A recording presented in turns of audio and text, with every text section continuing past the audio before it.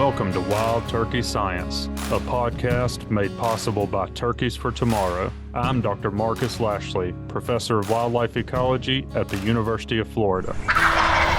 And I'm Dr. Will Gulsby, Professor of Wildlife Ecology and Management at Auburn University.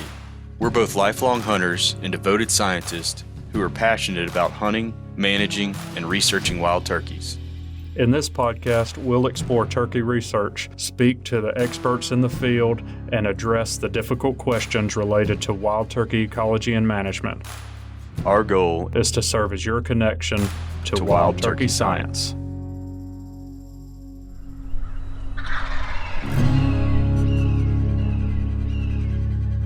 Well, today we're going to bring you some knowledge nuggets, compliments of Dr. Will Gulsby. That's what I'm told.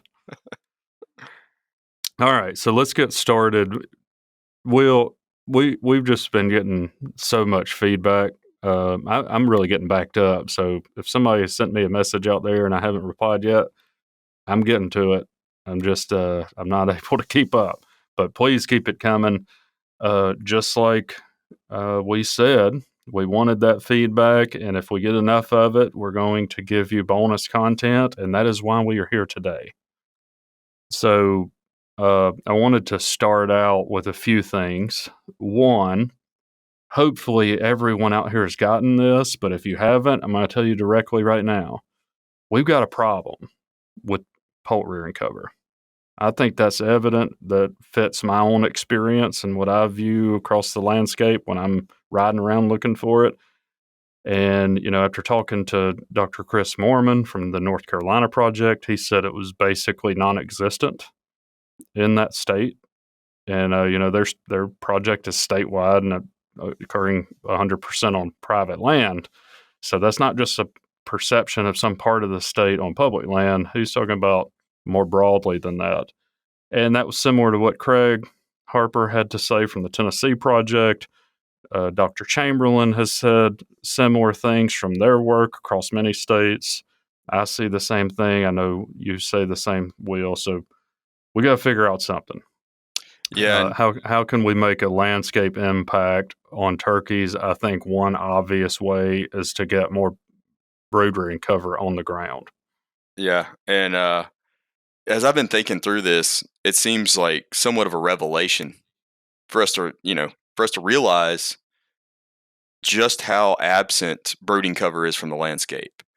But yeah, I mean, I didn't think there was, I was thinking, it's probably limiting, but I mean, when we're talking about it being absent, that obviously is a big problem. Yeah, but I kind of, and I haven't even shared this yet with you, Marcus, but it was a thought that occurred to me the other day, and it's probably while I was driving. As these ideas. That's when your best thinking time comes. That's right. But man, this is it seems like I said, like a revelation from a turkey management perspective. But then, and I know this is something we're going to get into in a second, is what does brooding cover look like? Well, it looks a lot like quail habitat. Yeah. And this is the same battle that the quail folks have been fighting for years. Yes. And we're just now, it seems like, coming around to realize how important it is for turkeys. Well, I don't know that we were seeing the symptoms of this problem with turkeys until more recently. I think that's one problem, is that we haven't been seeing the symptoms of poor productivity like you do with quail so quickly. And I think that's a great point. Well, quail are more sensitive to it because they use it year round. Yeah. Whereas turkeys only use it for that one aspect of their life history. Yeah.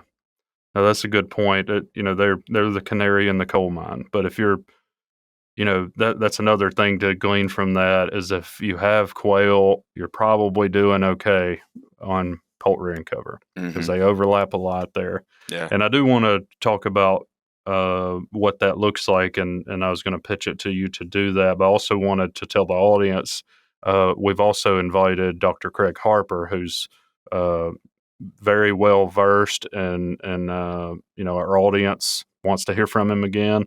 We asked him to come on and really talk intensively about the application of different management techniques to develop high quality brooding cover.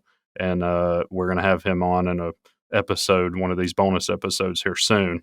But it's hard to get a hold of him because he's traveling all over the world, and when turkeys are gobbling, he's going to be on a tree somewhere. You can bet. You can bet on that. So we're trying to get him lined up, but before that, we've also gotten a ton of feedback, and you've even done some social media posts related to this and gotten feedback from people in this situation, where we have a whole bunch of listeners that feel like their hands are tied because they don't own the land that they're hunting on, or that they have access to do things for turkeys. They don't own it, or for some other reason are limited. So I think we kind of want to merge these ideas today, where one of the biggest impacts you can have is probably, in most cases, developing that brood-rearing cover. So I wanted to pitch it to you to tell us what that is, and then let's start talking about what other people have shared that they're doing in that context, and also some thoughts from us on what people can do to improve conditions for turkeys if they're in that situation where they're limited. Yeah, it's a great topic, and I think one thing that was interesting to me is how this issue was kind of revealed, and it was that on the heels of the predation episodes, a lot of folks were reaching out and saying, I feel like you guys are really presenting a lot of data that casts trapping in a negative, or maybe not negative, but an ineffective light. But that's the only thing that I can do, because the landowner who gives me permission to hunt, whether that be a timber company or a private individual or what have you, only allows predator trapping. And in some cases, I've even had a couple people say that they don't allow that.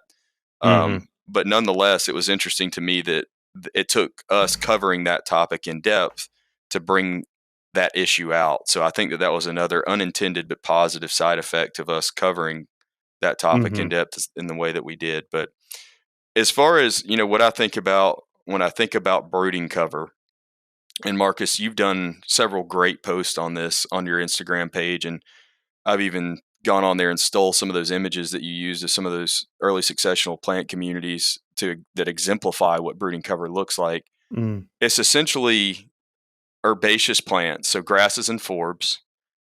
I prefer to have more forbs than grasses in that mix, because grasses can become a little bit too dense.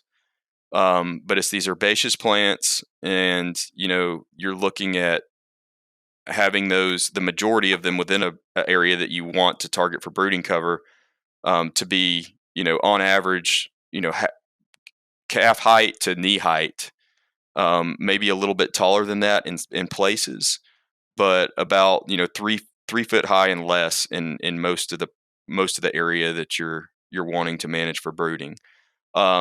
The other aspect of brooding cover that I think a lot of people miss is it is important to be able to see mostly bare mineral soil up underneath that low canopy of herbaceous plants. That not only facilitates these young poults for it only not only facilitates their movement throughout the area, but it also makes it easier for them to scratch for food on the ground, and then it also just increases their foraging efficiency. And everybody knows the story about the challenges that poults face early on, from Mm-hmm. mammalian predators, other terrestrial predators, as well as avian predators. And this cover type, what it all really adds up to is it's a place that they can move and feed very efficiently, not get wet and cold, Mm-hmm. and at the same time have good vegetative cover from both a horizontal perspective and a vertical perspective to minimize the likelihood of predation. Yeah. No, that's a really concise description of it. A couple of things. One, I remember I was at an event or something with Mike Chamberlain, and you did mention it, but I wanted to say that he also agrees with what you said, that some of the problem that you have with there being thatch, so not mineral soil because there's dead plant material, or because there is plant, biomass. Like a lot of times that some sort of mat forming grass will be what that is, but The problem with that situation is manyfold, and one that we don't think about that much that he pointed out, and I haven't seen the data on it, but you did mention it, is that it holds a lot of moisture, and because Mm-hmm. the poult can't thermoregulate when it's really small, we're talking about pre-flight, the first 10 Mm-hmm. days or Before they so of first life. go through that first molt. Yeah, so that is another concern that I don't hear talked about. People look underneath and say, "Oh, well, they can move around fine." Well, it may still not be fine.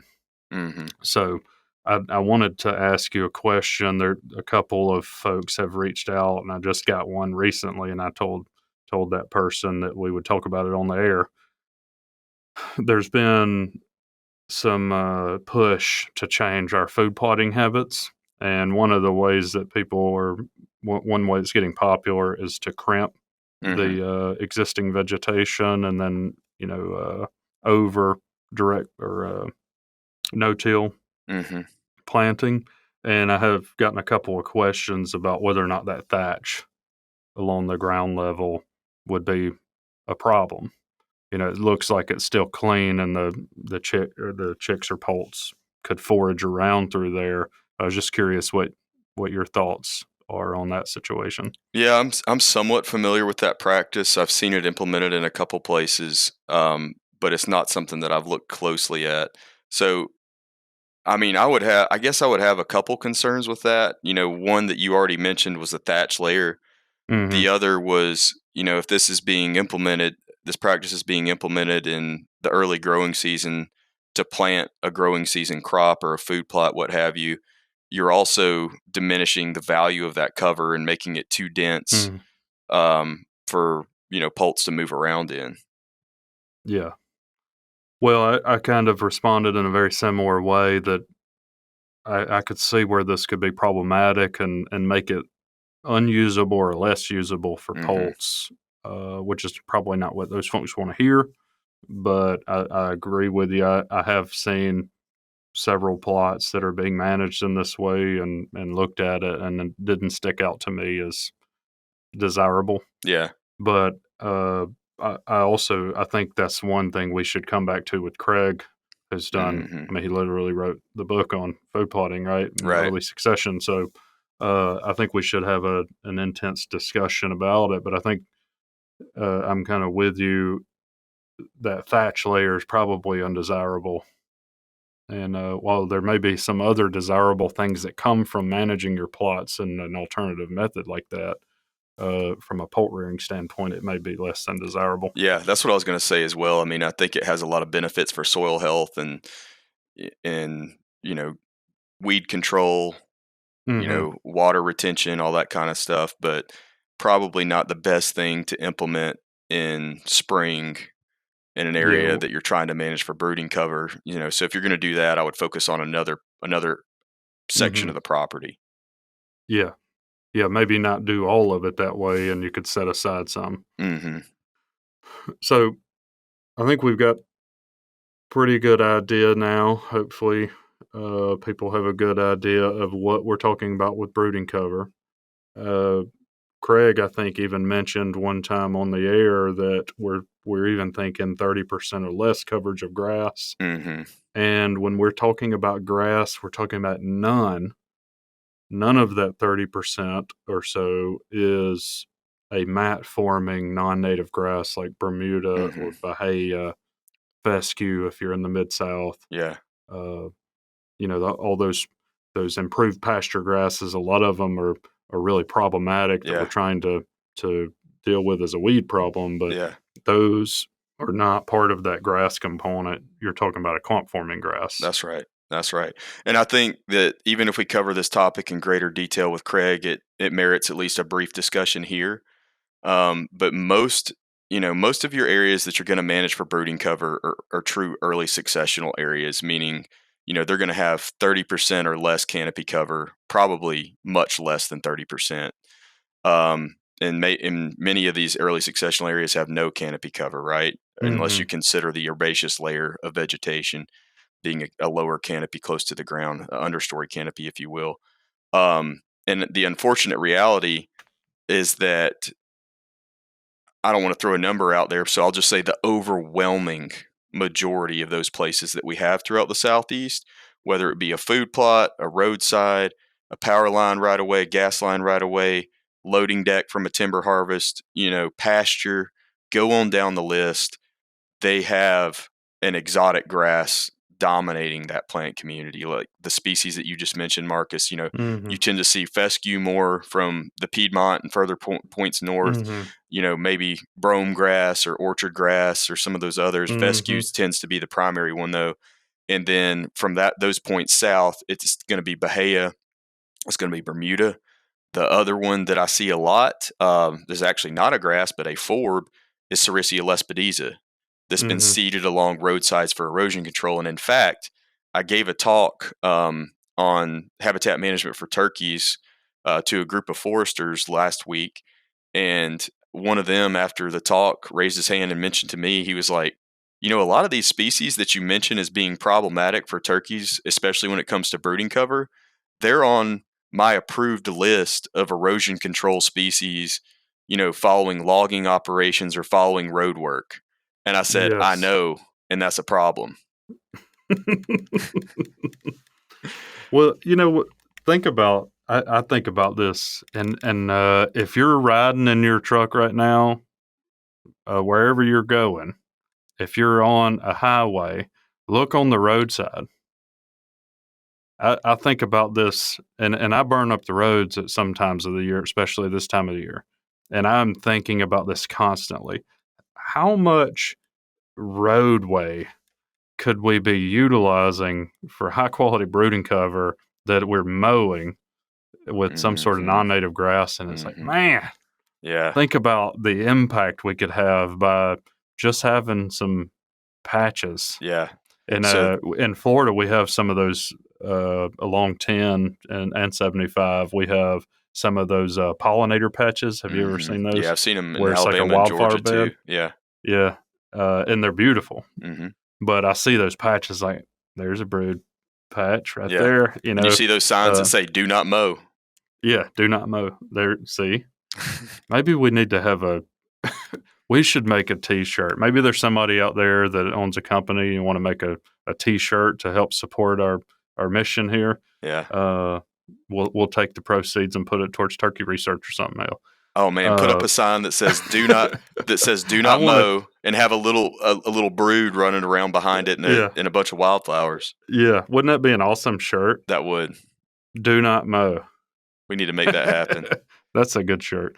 But yeah, I mean, I just think about we have so much space, and I think a lot of landowners and the people in this context that we want to focus on today, where you don't own the land, we still have a lot of that space. Yes.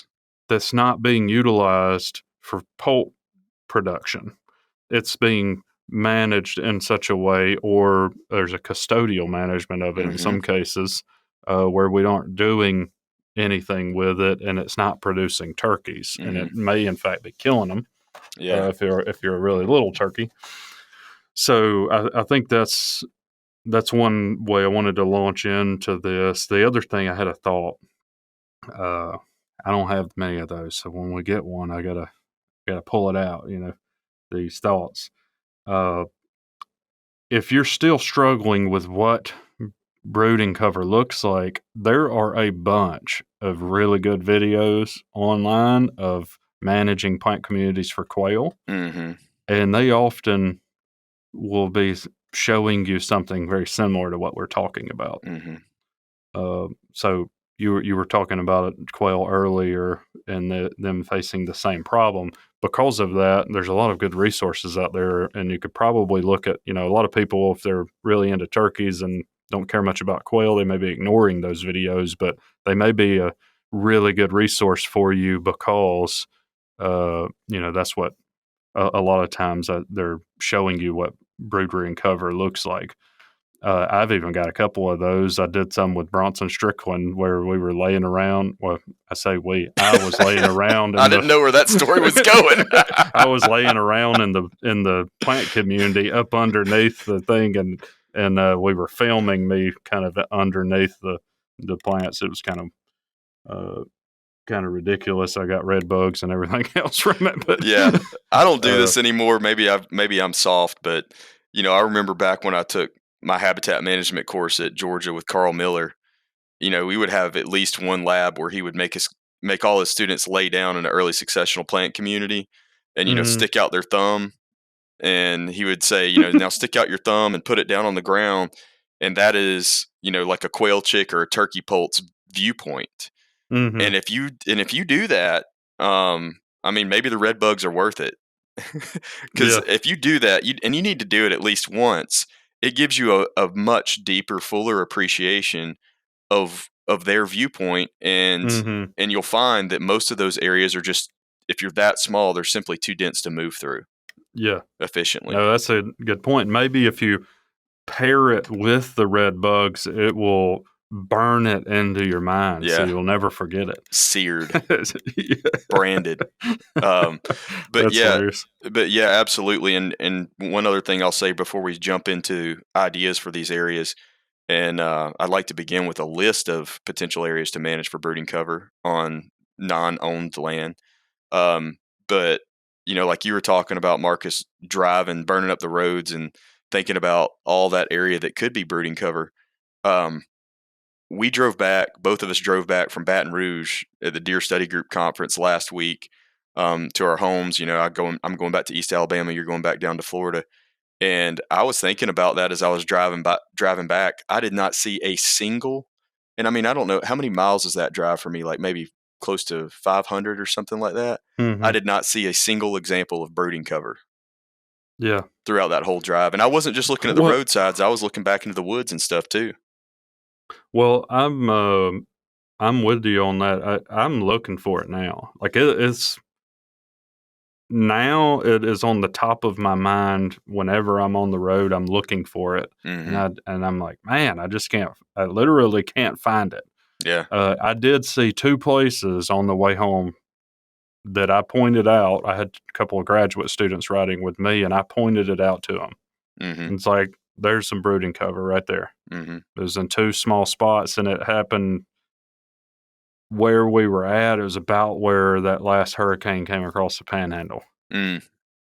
so it was associated with that I was worried for a disturbance. second that I'd missed it, that I didn't take that same No, route. no, no, you didn't see this, and, it was paired with burning. Yeah. So they had burned right the stands all the way up to the edge of the road, and there was some pretty decent brooding cover in one spot, or Yeah. two spots. They were right together there. Right. Uh, but yeah, I mean, that I think we've established now that that is a problem, and we've got to deal with it. And I think one potentially missed opportunity is to implement some of the practices that you've polled the audience about, and Hmm. also some of them that you wanted to think about. So you want to move into that and Yeah, yeah. So we've tell already us mentioned a what that lot of looks the like. areas that you can take advantage of, and I think really, the problem here is not that it's complicated. It's just that people have never thought in this way before. So there's some probably some areas that they can use that they just never were aware of. Um, but the first step in a lot of these areas is probably gonna entail, for the reasons we've already mentioned, some kind of spraying, to get rid of the likely exotic grasses that are growing along your roadsides, for example. Other areas that you might look to are, thinned rows in timber. That was one that was mentioned several times. Apparently, we have a lot of listeners that are using some of those thinned rows, even on leased timber company land, and trying to manage those for better brooding cover. And we'll get more into detail on that in a second, but I just want to go ahead and put this disclaimer out front. It's best to check with, the company and your leasing contact with the company before trying to implement any of this, to make sure that you guys are all on the same page. And they may even Yeah, a help lot of you. them will have a contract in place, and Yeah, it will dictate in that contract. It will note what you can and cannot do. yeah, Don't know that doesn't necessarily mean that you can't, though, because if you have things that you're listing that you want to do, it may be as simple as going and renegotiating some of those. If hmm, a lot of these landowners, whether they're industrial pine land or whatever, they may be open to some of these ideas, especially if you have really good reasons to do it. Right. Absolutely. And they may have some blanket statements in there, like, you're not allowed to use herbicide, for example. But if you called up your contact, and especially if they're a knowledgeable contact, like we know several individuals that help manage these leases that have biology degrees. Some of them are even Mm-hmm. have a master's degree in wildlife biology. And if you told them that you were going to, do a little bit of glyphosate spraying under pine trees, they'd say, have at it. Mm-hmm. And some may not, but if you make it clear what you're trying to accomplish and exactly what you're spraying, they may be more comfortable about that. But Mm-hmm. um, so we mentioned roadsides, thinned rows and timber, loading decks. That these open areas where they load logs after a timber harvesting operation is another one. Gas line right of ways, power line right of Mm-hmm. ways. Same deal with those.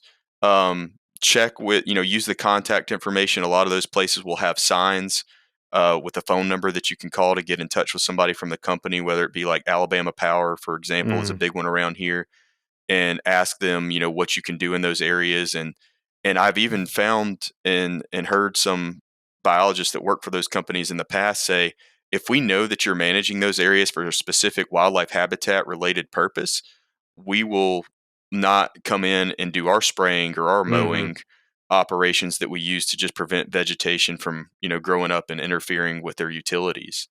Yeah. So that's another option as well. But Well, to me, that that is a very common opportunity, hmm regardless of the landholding type.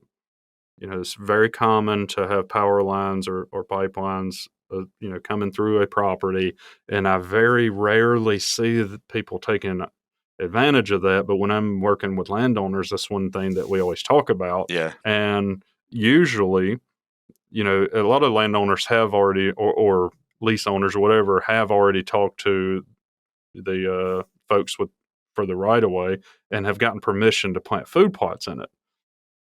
So, and hmm and it's exactly the same thing you said. A lot of them, they want it to be early successional structurally, so it doesn't interfere with the right of way.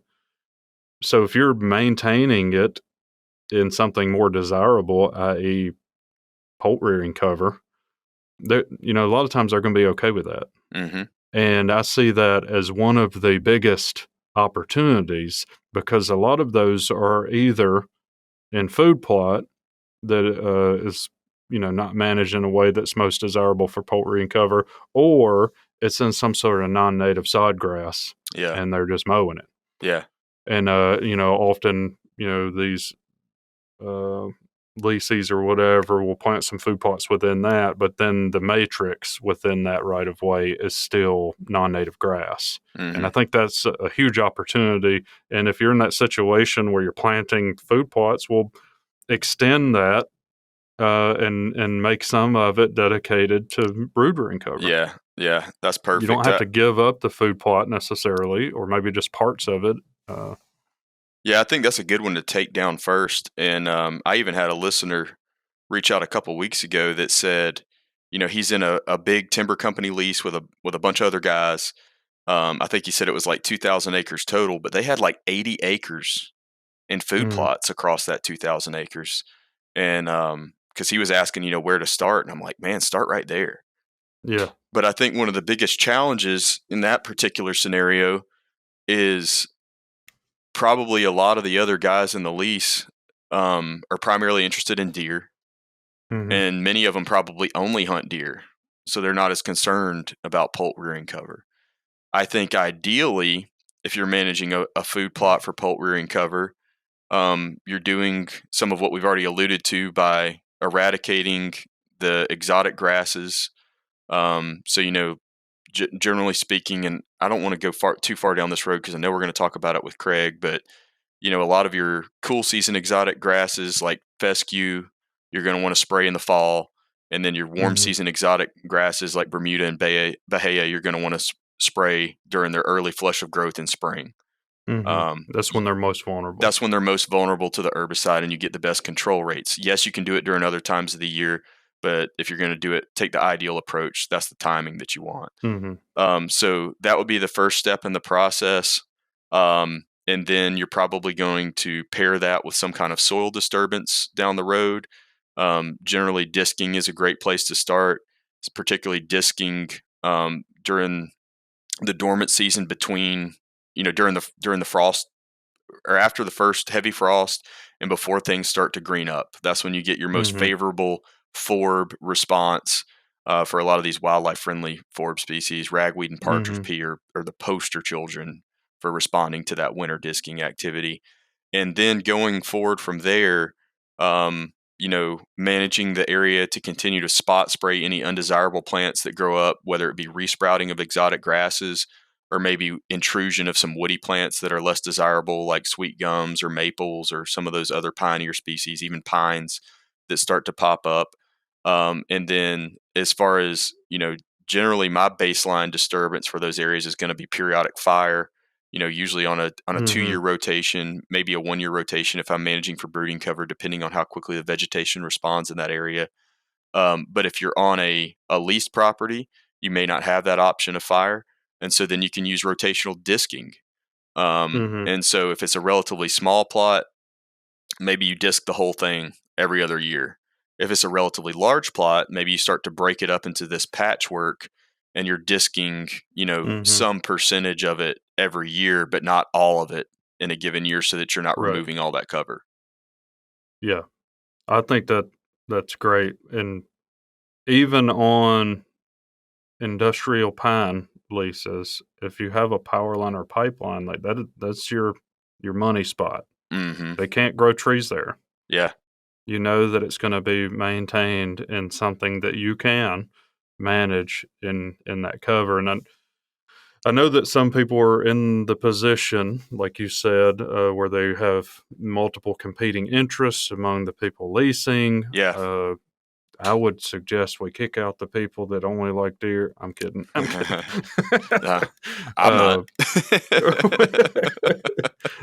well, the other thing is sort of conflicting because one of the strategies is reducing opportunity potentially for turkey hunting rather than increasing productivity. Yeah. And then we're talking about increasing productivity, and then people who aren't interested in turkeys may not want to do that. It's like, Mm-hmm. well, we need everybody to be interested in turkeys. So that means recruit hunters and make sure that they're vested in it. Yeah. But then on the other side, we can't kill as many turkeys because we Yeah. don't, like, it's a circular That's right. That's right. problem that, So um, so yeah, so, so we talked about, the ideal situation of what you would do with any of these open areas. So the example I used was specific to food plots. The same thing holds true on right of mm, ways. You can do the same thing yeah, there. You can do the same thing on a roadside, for right. example. Well, when we were at the deer study that you mentioned earlier, when we were there, I took it upon myself, and you may have too. I know that you were talking to some of the same people and even the same time as I was, but I asked a couple of people who are affiliated with an industrial pine Yeah. owner that has leased out properties to hunting. Mm-hmm. I asked them about some of these things, and I didn't realize Westervelt was one of the companies that we were talking to. I asked him about the potential to daylight roads, and that's part of their standard operating procedure now, is what he Mm. said. Oh, I didn't really? realize that. I didn't hear Yeah, that. I didn't hear that part. yeah. It makes sense though So because it cuts down on road maintenance.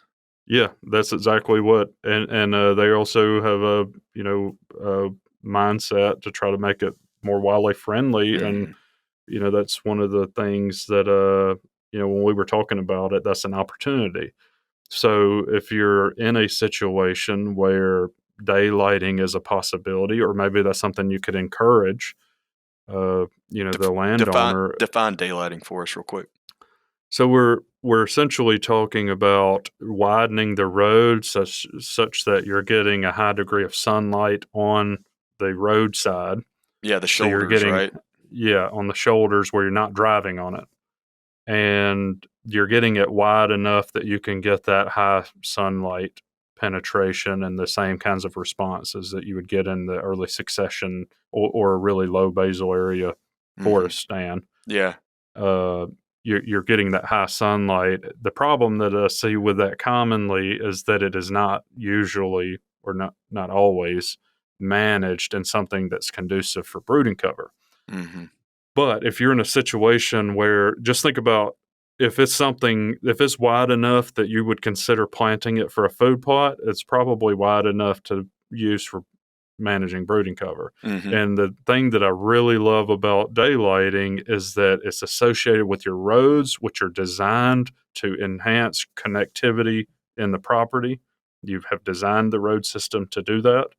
So you automatically, if you pair those two things together, you start connecting the property with that cover. And I love that. And I've seen it done a few times to perfection, where people have connected all of the really important resources on their property, and they're not everywhere, but they often they have chunks of roadside that they have in really high quality brooding cover. And often that's associated with food plots as well. And sometimes they're using them for both at the same time. Mm-hmm. And I just think that's another opportunity that people in this situation, especially if you're with one of these companies that already has that as part of their standard practices, like, Mm-hmm. that's a really great opportunity for you to not only provide high quality brooding cover, but also provide it connected throughout the property. Yeah, if it'll grow wheat and clover pretty well, it'll probably grow brooding cover. That's a Oh good yeah. point.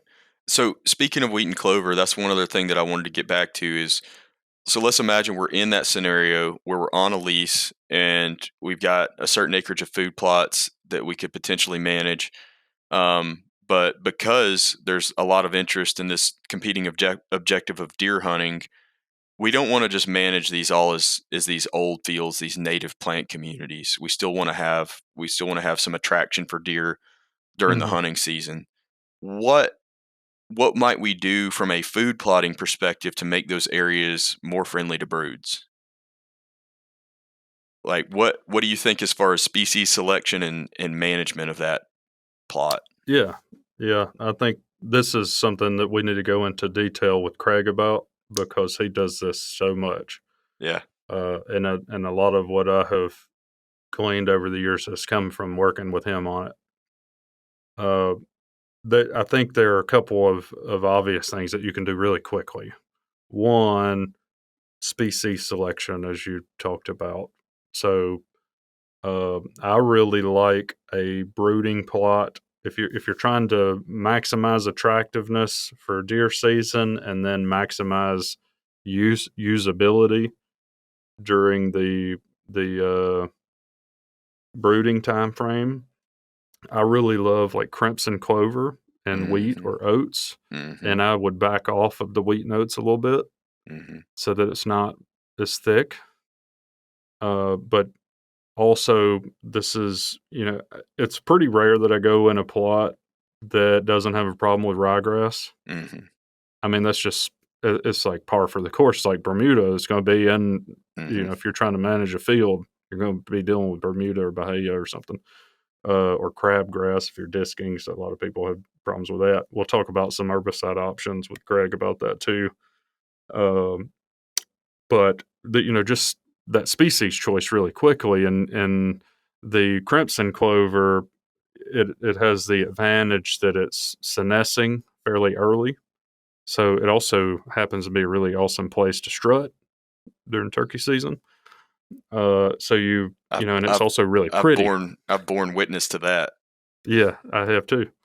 Uh, so it's it's got all these things going for it, and then it senesces, and so does the grass. Your cereal grain that you have in with it. They're Mhm. senescing, and a lot of times you'll end up with, because you've dissed in the fall.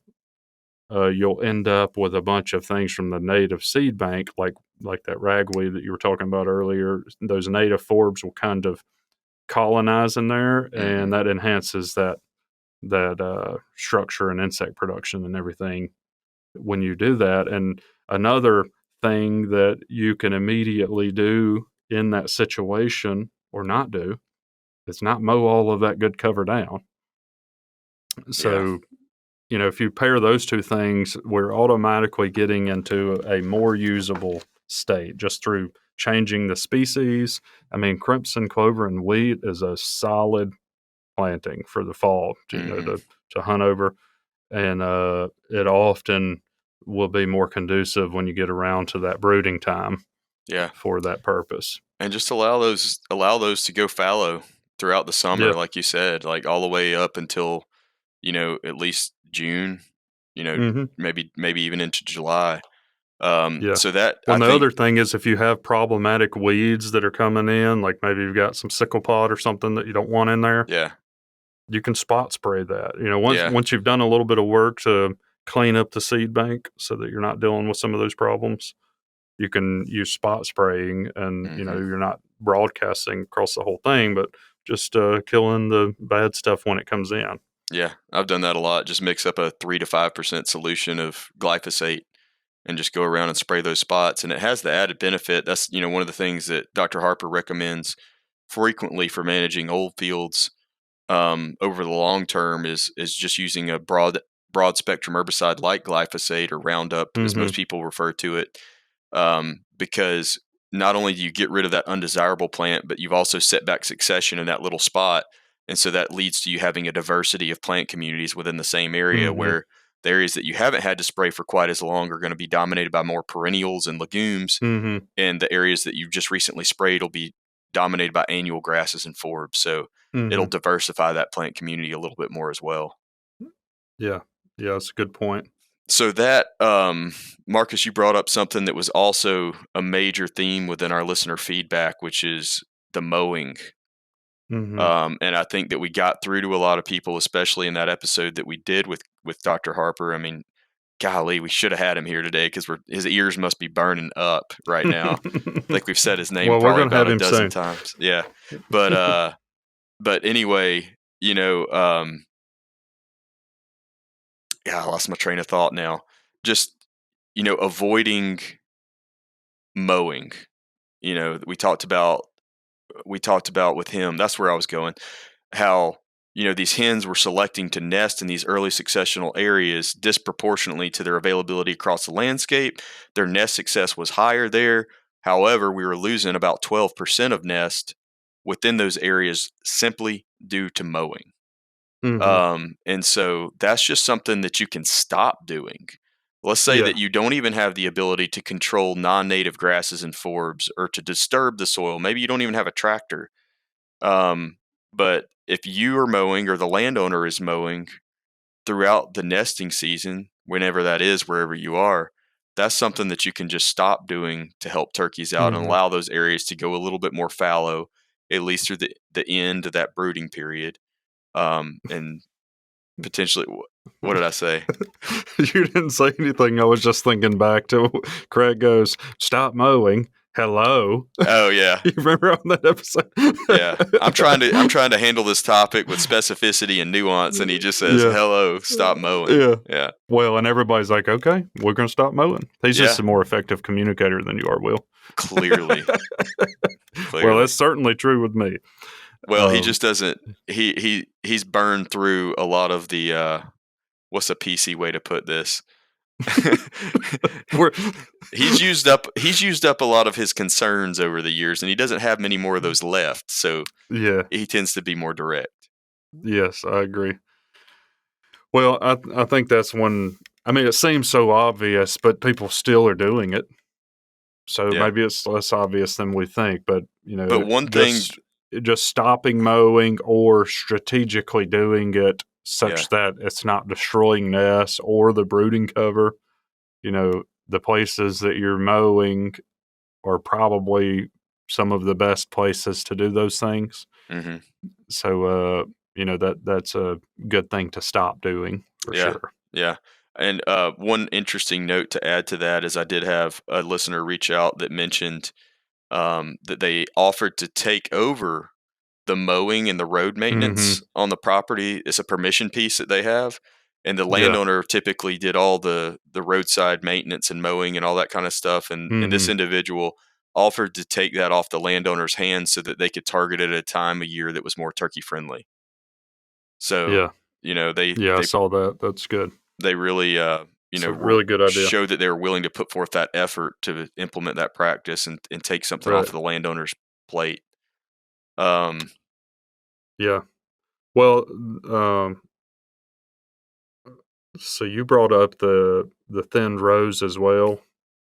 I think there's a lot of opportunity in those, and I've had a few listeners reach out and show some pictures, and they were asking questions. But Mm-hmm. what about this practice? And several of them that sent me images. What they were showing me were some of them were disking, others were using a herbicide in that inner row to try to maintain it in forb Mm-hmm. dominance. So you may be using one of those practices, but especially when that's on the edge of a stand or edge of an opening, they were getting enough sunlight, and a couple of them were like every third or fifth row even. The structure in there looked pretty good. So most of them That were running a disc through the thinned row. there were at least one or two that sent me pictures where they were Mm-hmm. using disking, Yeah. and then at least one or two that sent me something where they were just using herbicide to do it, just to keep Yeah. it. They were, I don't remember what they were using at the moment, but they were trying to maintain it in forb Yeah. dominance. It depends on where And you are as far as what herbicide that would be ideal for yeah, that situation. But the well, and first, it also may depend on the landowner. yeah, They may only allow you to use certain things, so it may right, limit you on that front.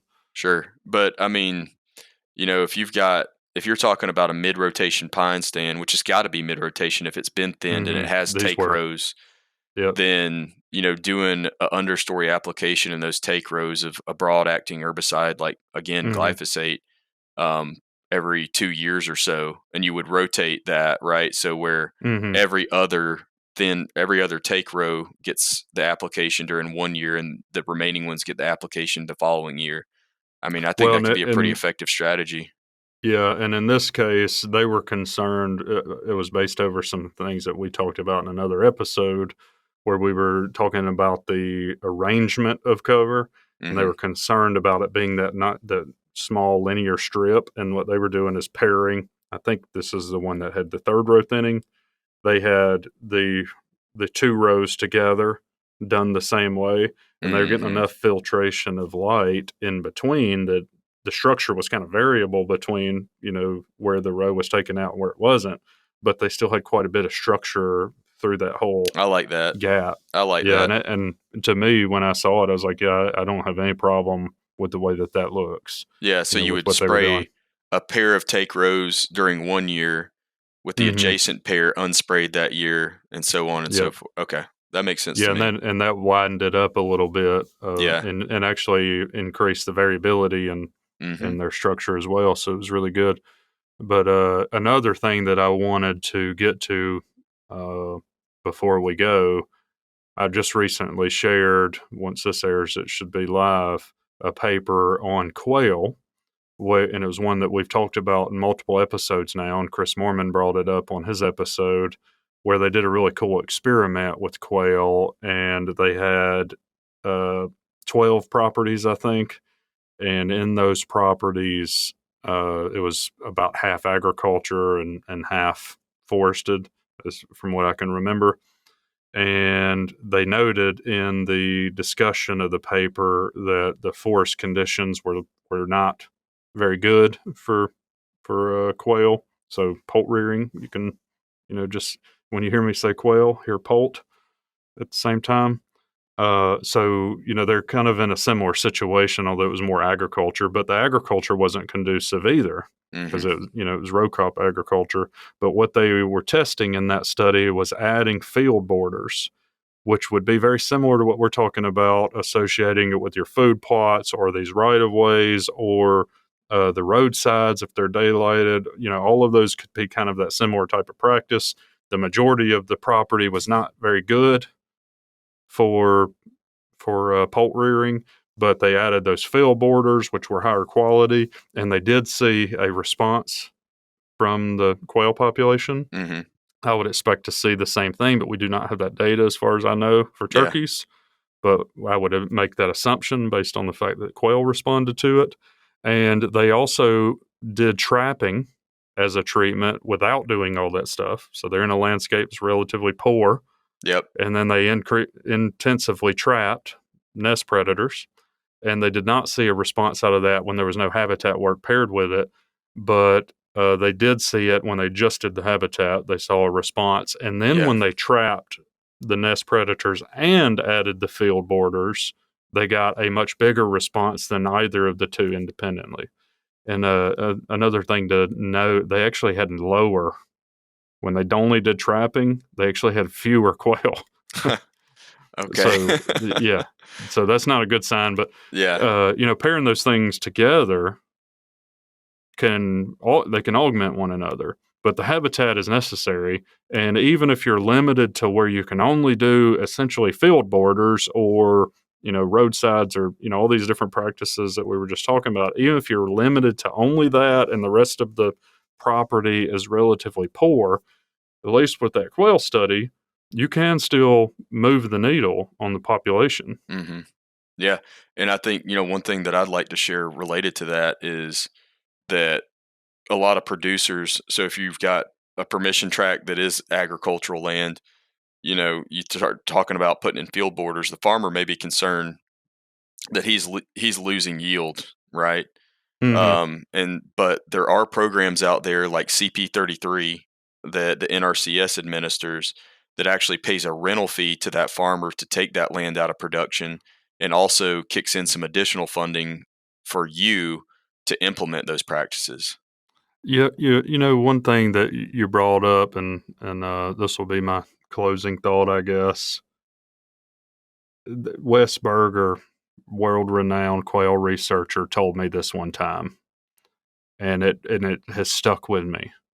He said, he was really into precision agriculture. Mark McConnell was one of his students. We've already interviewed, Mm-hmm. and we'll have an episode with him soon. Super knowledgeable. They've been into, and Andy Little is another one that's done some of this kind of work with precision agriculture. But I asked him, he did a lot of the field border stuff. The Mm-hmm. fact that he was involved in some of that work we were just talking about. I asked him one time, how many fields that in agriculture do you go in where they are not losing money by planting some portion of the field? So literally it's being planted and they're losing money. It costs them more to plant that part of the field than they're getting from it. Yeah. And he said none. Hmm. He That's said powerful. every field that you go in has parts of the field that it costs you money to plant it, and it's often an efficiency thing. Like, my dad, he really hates to turn around the Mm-hmm. apple tree in the yard. So, Yeah. like, it's like one of those things where it's just easier to keep the field in an easy shape to harvest or whatever, or plant. But the point he was making is these programs can often be used in this precision agriculture framework where the owner might actually make money Yeah. by not planting it and putting it into some other practice. And of course, if you get some enrolled in a program where you get rental payments on it, or some other type of cost offset, you know, you could actually make money by making poult rearing cover. Absolutely. That's amazing. What a win-win. Yeah, There really were good situation. there were a couple things that I wanted to get to, but I know you got to run. Can I breeze through those real quick, or? Yeah, yeah, go ahead. All right. So one other thing, it was a really interesting conversation that we had at that conference last week. We talked with a biologist friend who works for a timber company that, as it turns out, they're actually starting to cost share burning with their leaseholders. And so, if I remember the details correctly, and Mark is correct, jump in if I'm wrong or misremembering this. But this particular company was interested in starting to implement some prescribed fire on their lands. That they were a little bit concerned with the cost, if they covered it 100%, and so they were going to these leaseholders and saying, "Hey, would you guys be willing to chip in, 50% of the total cost of burning your lease?" And they were taking them up on it. So I thought that was really awesome, very progressive idea.